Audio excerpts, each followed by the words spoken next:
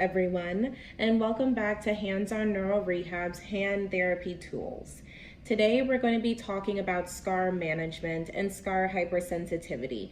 What is it? How do we fix it? When does it occur? All of that good stuff. So what is scar hypersensitivity? Scar hypersensitivity is when you have a lot of pain, sometimes some abnormal sensation, some of what we like to call like hyperalgesia. So when you go to touch a surface, sometimes or you run your finger or your hand or the surgical site across a different texture, you get an abnormal sensation, oftentimes an uncomfortable sensation. This is what we refer to as scar hypersensitivity. This is common after surgery for several different orthopedic injuries, but we want to be very diligent in trying to reduce a lot of that at the very beginning because we don't want to promote any abnormal symptoms, and we definitely don't want to let it progress into something that may turn into like a complex regional pain syndrome or something that may result in the patient not moving their hand or utilizing the arm at all. So scar formation usually happens after the skin is cut. This takes place anywhere from the inflammatory stage all the way up into the proliferative stage, and then into the remodeling stage. All of this just to say it takes up to 2 years for all of your tissue to stop developing. Most people will see a lot of the development within the first 6 months. That the 3 to 6 months is what we call the fibroblastic stage.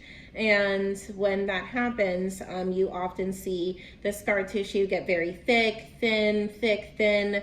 Your therapist will often tell you to massage the scar. It's good to do that to kind of lay out the scar, but I'm here to give you a couple other techniques you can kind of do to help manage some of that scar hypersensitivity, as well as help manage some of that scar formation. And once again, scar formation happens anytime the skin is cut surgically, or if you do have trauma to that area where the skin does split open from like a trauma. An e-massager is one of the things I use in the clinic. I'll go ahead and attach a couple pictures of some of these items in the video.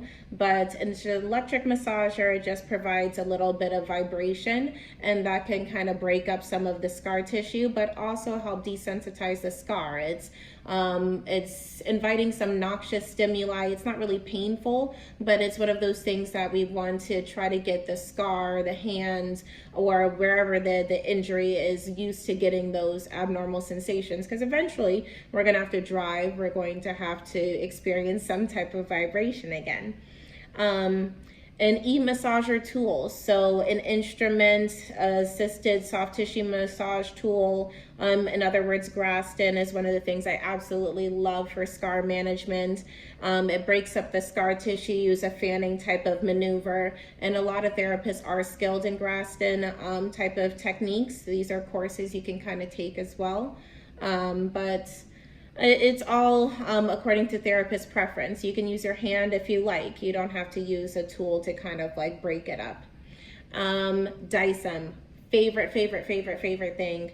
Dicem is really good on the skin. You can go ahead and grip the skin, and basically it just provides friction. So you can kind of move the tissue back and forth, especially if you have trouble touching the scar. Like, it's a good barrier where it's a nice thick layer of plastic where you can kind of grip the skin and move back and forth.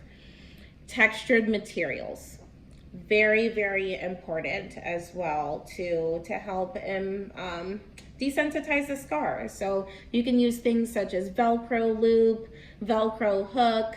You can rub it against your jeans, you can rub it against different textures, your couch, leather, anything that is going to be soft, hard, various different textures, once again, to help decrease that hypersensitivity. Because once again, it's not so much the scar is like painful in itself, but it's our brain's perception of pain has now been altered. So those noxious types of stimuli, things that aren't really supposed to be painful, are now perceived as painful because this is new skin.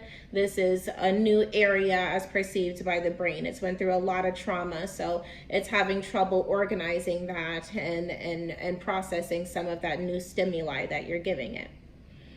One of my absolute favorites, a therapy brush. So a therapy brush is absolutely influential in trying to re-educate that sensory system. So what I do is provide a brushing kind of maneuver back and forth along the extremity to kind of help desensitize the limb, and oftentimes that can help decrease some of that noxious stimuli and bring down some of that pain a patient may have as well.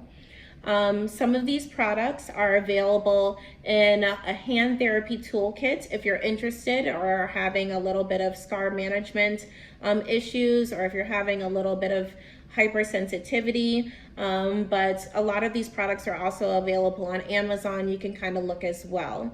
If you guys have any questions, or if you guys want to provide a couple of your favorite tools that you use for scar management as well, please put it below in the comments. I'm definitely interested in hearing what you guys use at home and what you guys use in the clinic to help get you back to functioning in your ADLs and your IADLs. Fancy words we therapists understand, but for patients, just your daily activities.